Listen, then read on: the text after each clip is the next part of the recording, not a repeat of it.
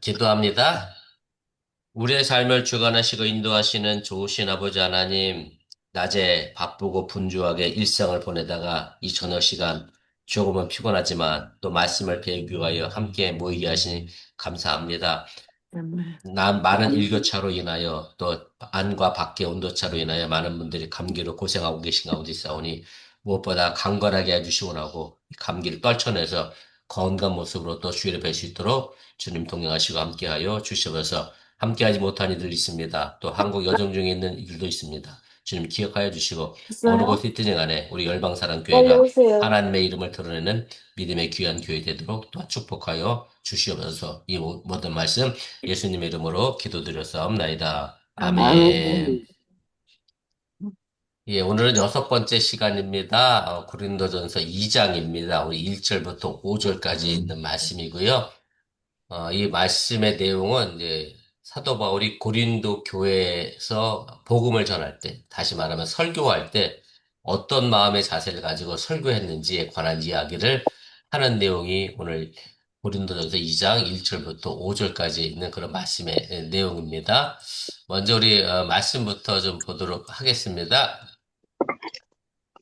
아, 제가 읽어드릴 테니까 찬찬히 화면 보시면 될 것 같아요.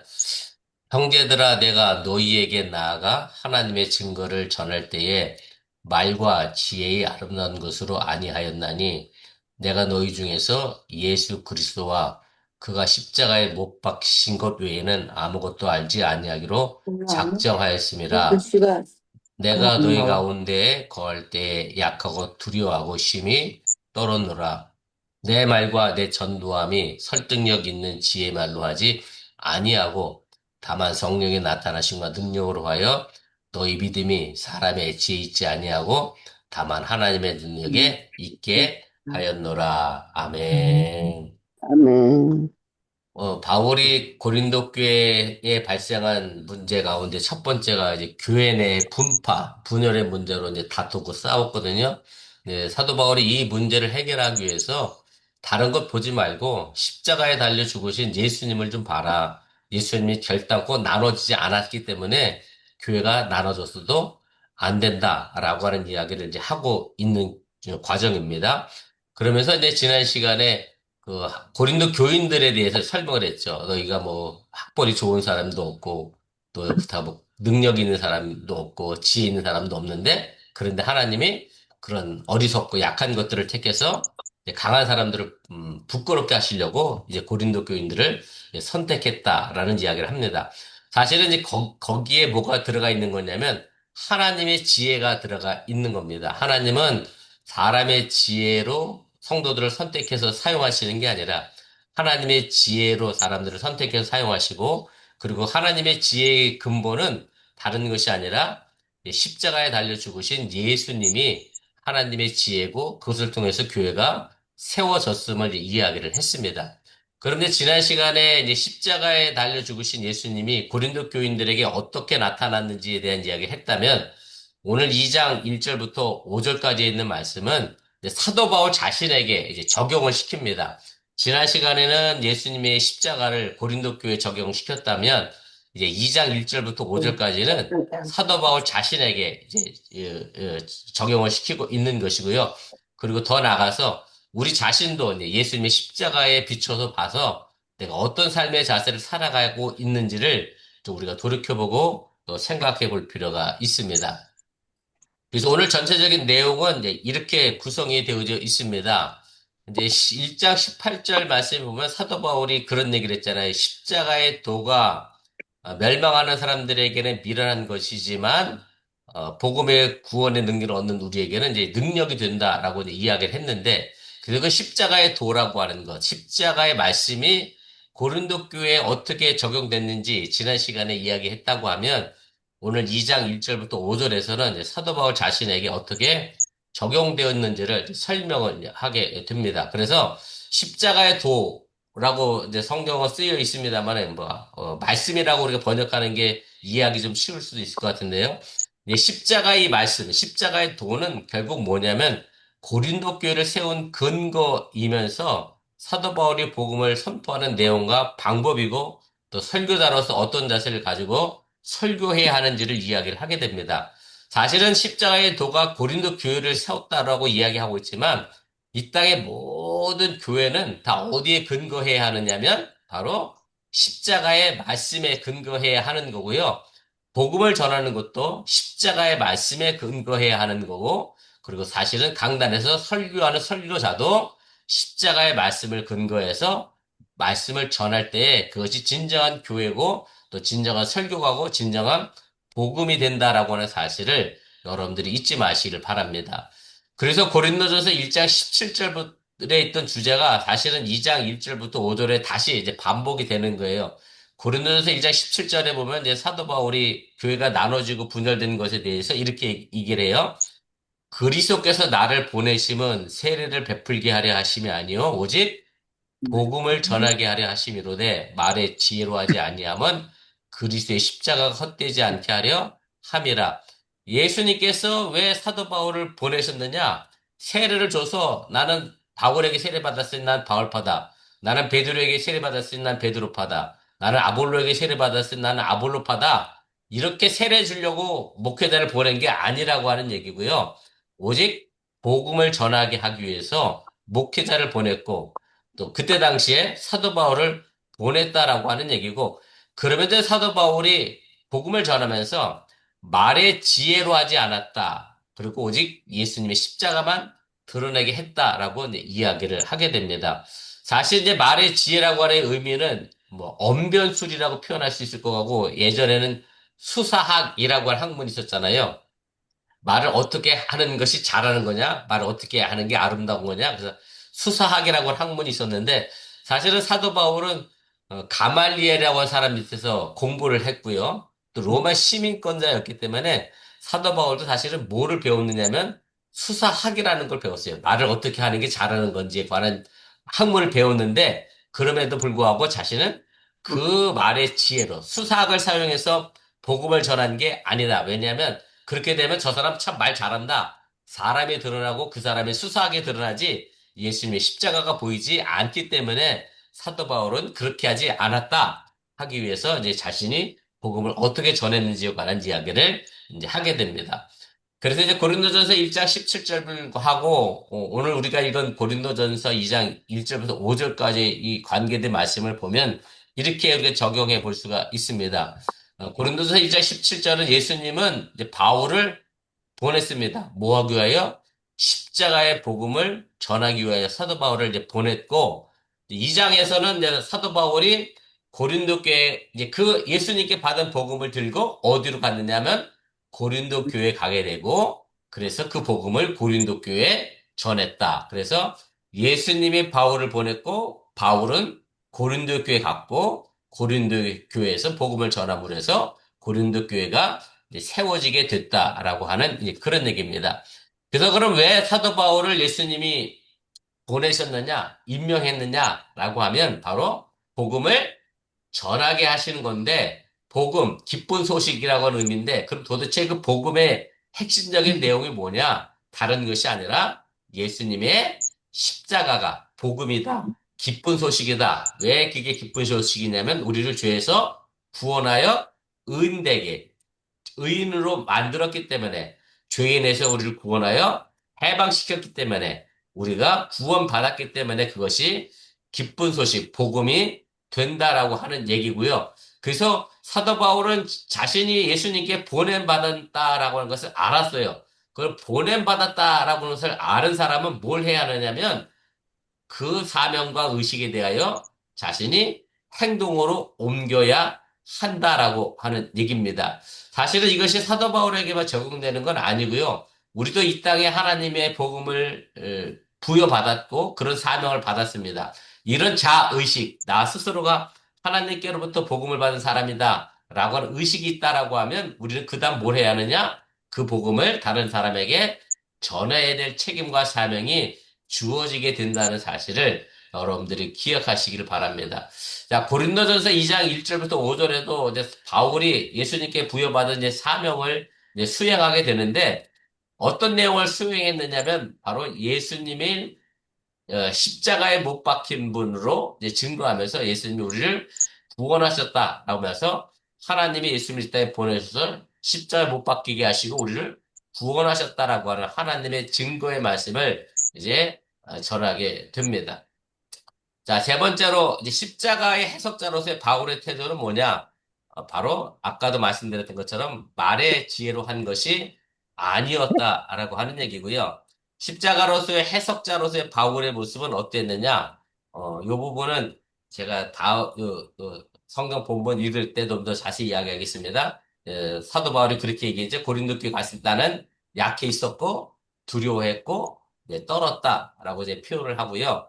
그러면서 이제 복음을 전한 사도 바울은 이제 두 가지로 얘기하죠. 하나는 나는 지혜로 전하지 아니하고 성령이 나타남과 능력으로만 내가 하나님의 복음을 증거했다라고 그렇게 이야기하면서 고린도전서 2장 17절과 고린도전서 2장 1절부터 5절까지 있는 말씀이 예수님이 사도 바울을 보냈고 사도 바울은 예수님이 보내심을 받은 그대로 고린도 교회 가서 복음을 전했음을 서로 연결시켜 가고 있는 거고요. 그리고 그 연결점은 지금도 우리 열방사랑교회를 통해서 그또 누군가에게 또 전해지고 그 누군가는 또 다른 사람에게 전해지고 그렇게 복음의 확산이 계속 이어져 가야 한다는 사실을 여러분들이 기억하시기를 바랍니다.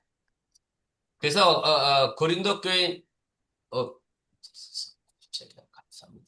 갑자기 아, 내용이 확 섞였네.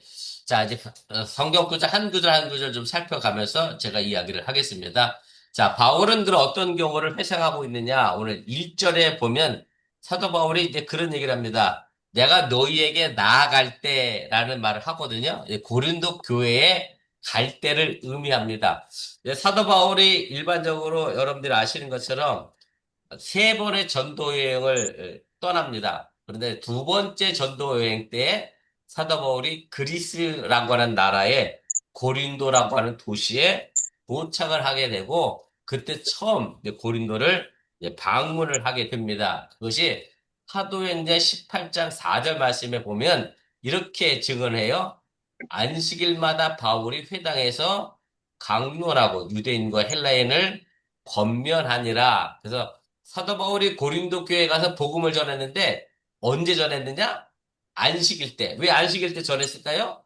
유대인들이 안식일에 회당에 모이니까. 그때 사람들이 모이니까. 그래서 사도 바울은 회당에 가서 복음을 전하고 유대인들과 헬라인을 이제 권면하면서 이제 강론했다라고 이야기를 하게 됩니다.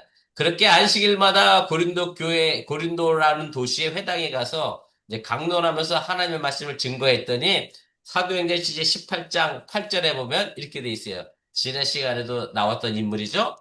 회당장 그리스도가 온 집안과 더불어 주를 믿으며 수많은 고린도 사람도 듣고 믿어 세례를 받더라. 그래서 회당장 그리스도뿐만 아니라 그 회당장에 와 함께 살았던 많은 사람들이 더불어서 예수를 믿게 됐다라고 하는 그런 얘기입니다. 그래서 사실은 이게 굉장히 온 집안이라고 하는 말의 의미가 굉장히 많은 숫자를 이제 포함하는 거고요. 제가 지난주 월요일에 임태용 집사님이 알렉산드리아가 도시가 예쁘다고 해서 제가 구경을 갔는데 거기 갔다가 그 조지 워싱턴 생가가 있더라고요. 그 알렉산드리아고 좀 아래로 가니까 거기 가니까 노예 숫자가 어마어마하더라고요. 조지 워싱턴이 버지니아 아주 농장주로 굉장히 많은 노예를 보유하고 있었더라고요. 그래서 사실은 조지 워싱턴이 예수 믿으면 그 집안에 있는 모든 노예들까지 같이 다 예수 믿는 이제 그런 형국이거든요. 그래서 사실 회당장 그리스도가 예수 믿음으로 해서 그 집안 전체가 예수를 믿는 그런 일이 일어났다라고 하는 얘기고. 자, 그럼 사도 바울은 고린도에 얼마를 머물렀느냐면 사도행전 18장 11절에 보면 이렇게 돼 있어요. 1년 6개월을 머물며 그들 가운데서 하나님의 말씀을 가르치니라. 그래서 사도 바울은 고린도라고 하는 도시에 1년 6개월, 18개월 동안 머물면서 복음을 전했고 그 18개월 동안 안에 고린도 도시 안에 교회가 형성되어지고 하나님의 복음이 이제 증거되어지게 됩니다. 자, 그럼 바울은 어떻게 복음을 전파했느냐라고 하면 오늘 제가 앞서도 계속 이해했던 겁니다만 2절에 보면 이제 사도 바울이 그런 얘기를 해요. 내가 너희 중에서 예수 그리스도와 그의 십자가에 못 박히신 것 외에는 아무것도 알지 않기로 작정하였다라고 이야기합니다. 그냥 쉽게 얘기하면 이렇게 말한 거예요. 나는 예수 그리스도의 십자가만 안다. 난 이것만 전했다.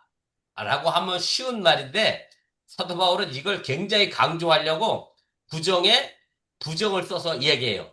예수 그리스도와 그가 십자가에 못 박힌 것 외에는 라는 부정을 하나 쓰고 아무것도 알지 아니하기로 또 부정써서 우리 국어 시간에 예전에 배웠던 부정과 부정이 합쳐지면 강한 긍정. 긍정을 만들어낸다. 뭐 그렇게 우리가 배웠잖아요. 그래서 이제 사도 바울은 그런 이제 수사학을 쓴 거예요. 사실은 자기가 말과 지혜로 하지 않는다라고 하면서도 실제로 자기가 배웠던 수사학을 잘 사용해서 이제 그렇게 복음을 이제 증거를 하게 됩니다.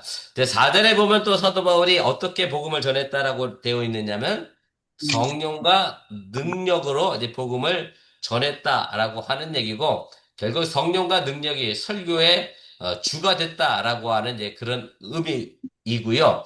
5절에 가면 이제 사도 바울이 이렇게 얘기합니다. 믿음이 하나님의 능력이 있음을 전하였다라고 이야기를 합니다. 그래서 고린도 교회의 신앙은 사람의 지혜로 된 것이 아니라 하나님의 능력에 의하여 선물로 주어진 것이다라고 하는 얘기고요. 사람이 아무리 지혜롭다라고 해도 스스로 우리가 하나님을 발견하고 알지 못합니다. 사람이 아무리 지혜롭다 그래도 하나님을 알지 못해요. 왜 알지 못하느냐?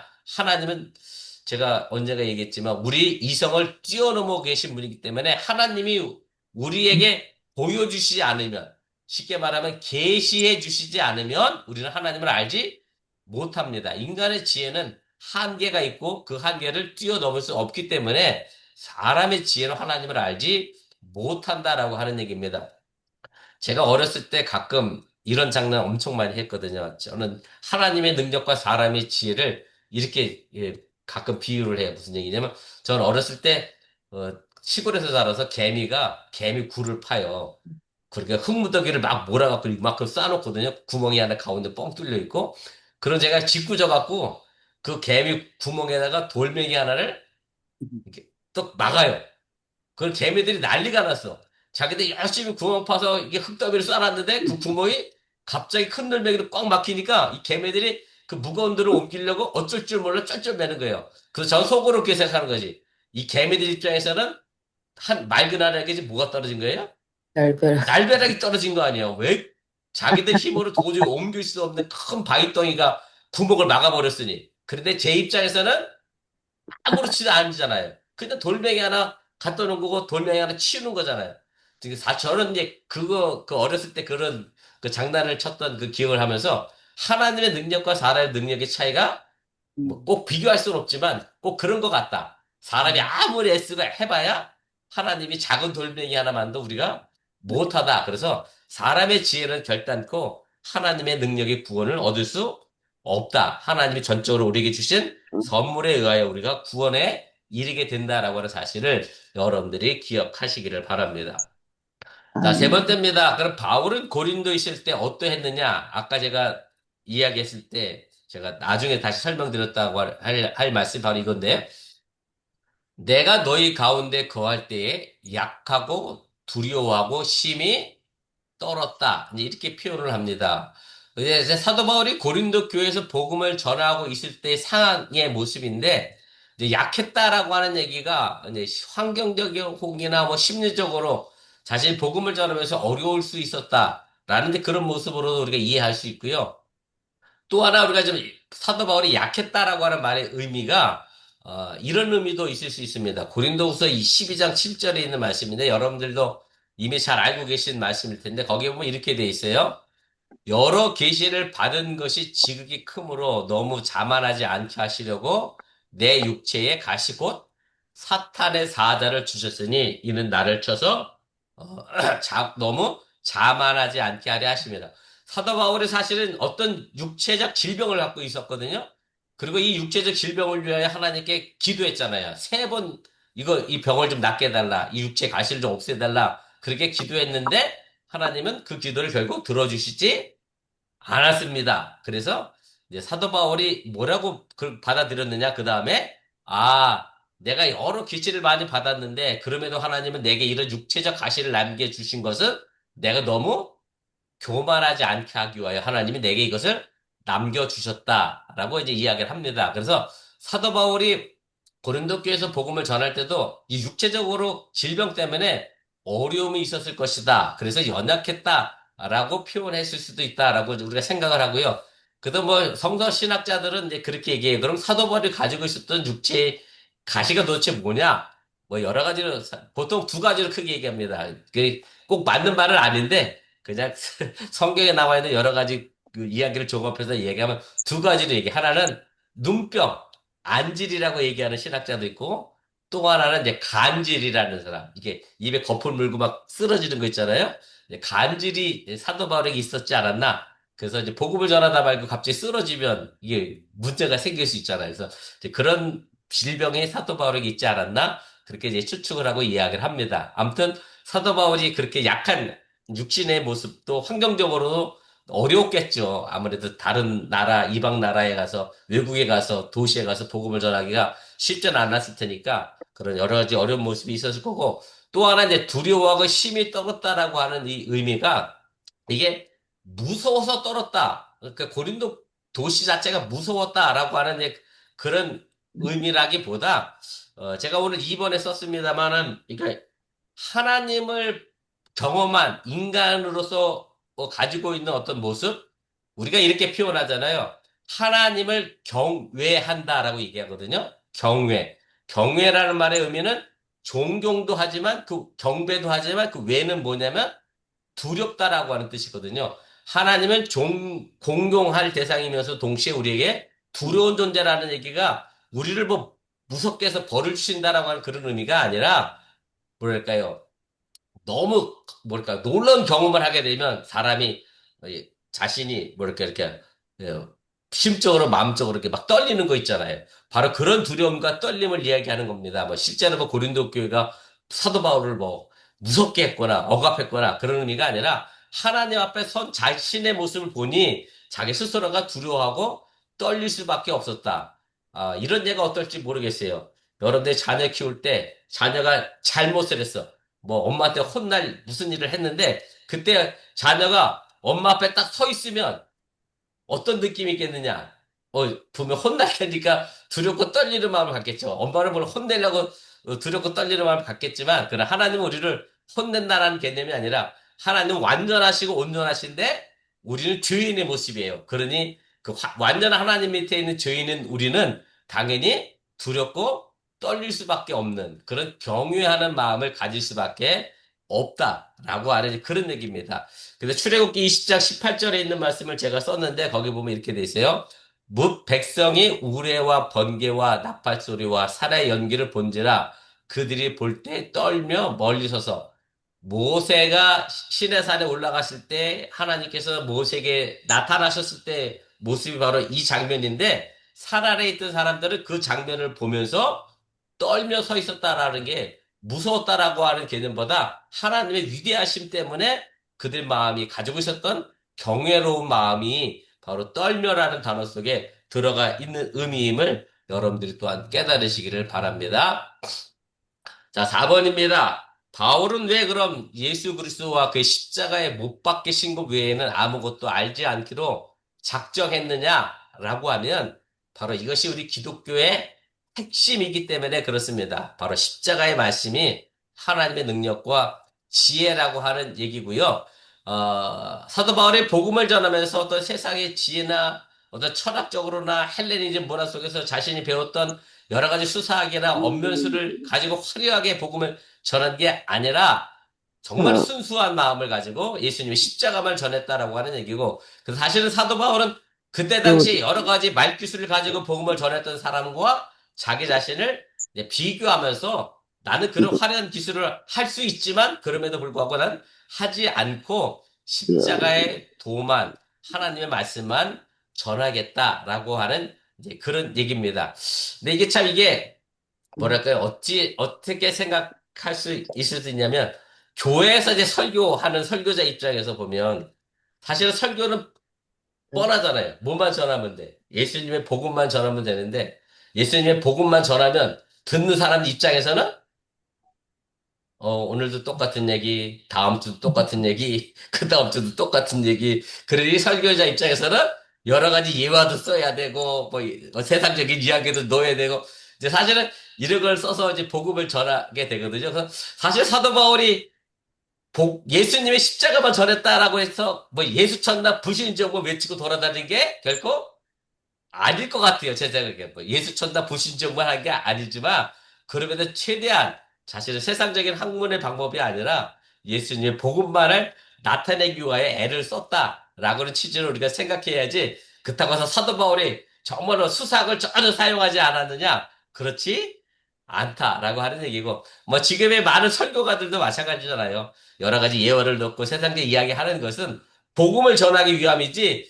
그래 사람들이 참 가끔은 복음은 잊어먹고 뭐만 자꾸 기억하죠? 세상적인 이야기와 예화만 기억을 해서 복음을 잃어버릴 때가 있긴 하지만 복음을 잘 전달하기 위하여 예화를 드는 거지 예화가 주가 되는 건 결코 아니라고 하는 것. 그래서 사도 바울도 바로 그런 취지에서 이렇게 말씀하고 있다라고 하는 얘기입니다. 그래서 사도 바울이 이렇게 전했더니 고린도 교인들의 복음을 어떻게 받아들였느냐? 무엇 때문에 받아들였느냐? 바로 예수님에 대한 십자가에 대한 사도 바울의 신실한 증거가 있었기 때문에 예수님 받아들인 거지, 사도 바울이 말을 잘해서 지혜로 논등해서 설득해서 그들을 예수 믿게 한 것이 아니다라고 하는 이제 그런 얘기입니다. 이거는 지금도 마찬가지예요. 우리가 누군가 예수 믿게 하려고 말로 막, 물론 말을 해야겠죠. 예수 믿으세요라는 말을 해야 되겠지만 그 사람을 말로 설득해서 교회 데리고 오기는 결코 쉽지 않습니다. 이건 아들도 못 데리고 와. 이건 손주도 못 데리고 와. 말로 설득해서 데리고 오기 굉장히 어렵습니다. 그러나 사도 바울이 예수님을 믿는 그 신실한 삶의 모습이 결국 고린도 교인들을 예수 믿게 만들었다라고 하는 것을 기억하면서, 제가 이거 마지막 부분에도 다시 얘기하겠지만 결국 우리들의 삶의 모습으로 비춰지고 나타나줘야 한다라고 하는 얘기입니다. 자, 마지막으로 지혜 전하는 말로 하는 전도가 뭐가 문제가 생기느냐면, 바로 사도 바울이 얘기했던 것처럼 인간적인 자랑과 교만에 빠지게 된다라고 하는 얘기고요. 그래서 우리가 간증할 때도 마찬가지입니다. 참 조심스러운 것이 뭐냐면 하나님의 능력이 나타나야 되는데 자꾸 자기 자랑을 하는 간증도 없지 않아 있기 때문에 우리가 이 지혜 말로 하는 것에 대하여 우리가 또 조심할 필요가 있습니다. 자, 마지막으로 제가 오늘 말씀을 좀 총 정리를 좀 하겠습니다. 그래서 우리가 지금 가져야 될 가장 근본적인 것은 뭐냐? 예수 그리스도이고요. 어떤 예수 그리스도냐? 그냥 예수 그리스도가 아니라 바로 십자가에 달리신 예수 그리스도가 우리 신앙의 중심이 되어져야 한다라고 하는 얘기입니다. 예수님의 십자가가 빠진 것은 복음이라고 말할 수가 없다. 없음을 여러분들 꼭 기억하시고, 예수의 십자가가 우리에게 가장 중요한 복음이 된다라고 하는 얘기입니다. 빌립보서 3장 7절부터 9절 사도 바울이 한 아주 유명한 말이죠. 그러나 무엇이든지 내게 유익하던 것을 내가 그리스도를 위하여 다 해로 여길 뿐더러 또한 모든 것을 해로 여김은 내 주 그리스도 예수를 아는 지식이 가장 보상. 고상하기 때문이라. 내가 그를 위하여 모든 것을 잃어버리고 배설물로 여김은 그리스도를 얻고 그 안에서 네. 발견되려 함이니, 내가 가진 의는 율법에서 난 것이 아니요 오직 그리스도를 믿음으로 말미암은 것이니 곧 믿음으로 하나님께로부터 난 의라. 사도 바울이 전했던 가장 핵심의 복음은 십자가에 달린 예수라고 하는 얘기입니다. 자, 두 번째, 제가 아까도 말씀드렸던 것처럼 신앙인의 삶은 십자가의 신학의 설명서가 되어져야 한다. 이게 참 말은 쉬운데 참 어려운 이야기입니다. 여러분들이 전자제품을 사면 전자제품을 제대로 잘 쓰려면 뭘 봐야죠? 음, 사용 설명서를 봐야 되잖아요. 사용 설명서를 봐야 그 전자제품을 제대로 쓰는데, 사용 설명서를 보기 싫어하면 그때부터 나이가 든 거라고 그러더라고요. 저도 요즘 사용 설명서 보기가 너무 싫어. 너무 깨같이 설명서를 잘해놔서 저도 잘 안 보게 되는데, 어쨌든 사용 설명서를 보고, 이 전자제품은 이렇게 쓰는 거구나. 이제 알아야 되잖아요. 사실은 우리 신앙인의 삶의 모습은 내가 이렇게 살면 뭐가 보여야 되느냐면 그 안에 있는 십자가가 보여야 되고 예수님이 보여줘야 되고 예수님을 설명하는 설명서가 되어줘야 하는데 이게 참 어렵습니다. 목사님 저도 어렵지만 그럼에도 아주 조금이라도 예수님을 설명하는 설명서로서 여러분들이 각자 처한 위치에서 그렇게 잘 살아낼 수 있기를 바랍니다. 더더욱 어려운 설명은 뭐냐면 집안에 사는 게 가장 어려운 설명서예요. 남편에 대해서, 아내에 대해서, 혹은 자녀에 대해서 예수님의 모습을 보여주는 게, 진짜 어렵습니다. 그러나, 가정에서부터라도 우리가, 남편이, 우리 집사람 정말 예수 믿는 모습이 보여. 이렇게 인정되면 어디 가든 다 설명서 되는 거예요. 여러분들 쉽지 않지만, 그럼에도 불구하고 그렇게 살아내도록 열심과 최선을 다하시기를 바랍니다. 자, 세 번째로, 믿음은 그 자체가 하나님의 은총입니다. 말씀드렸던 것처럼 믿음이라는 것이 내 인간의 결단이나 결정에 의한 것이 아니기 때문에 하나님이 내게 주신 선물이기 때문에 바로 그것 자체가 은총이고 은혜입니다. 거저 받았다라고 하는 얘기죠. 내가 뭔가 노력해서 받았다라고 하는 게 아니라 거저 받았다라고 하는 얘기고 그 거저 받은 것에 대해서 우리는 뭘 해야 하느냐? 예, 제게 주셨으니 감사합니다. 라고 하면서 감사한 삶의 모습을 우리가 이 땅에서 살아내면 되는 겁니다. 거저 받아놓고도 받은지 모르고 살아가는 사람들이 세상에 너무 많지요. 그러나 우리는 받은 걸 알고 하나님께 감사하며 이웃과 나누는 그런 삶을 살아갈 때 바로 제대로 된 십자가의 신학의 설명서가 우리가 되어진다고 하는 사실을 여러분들이 또한 잊지 마시기를 바랍니다.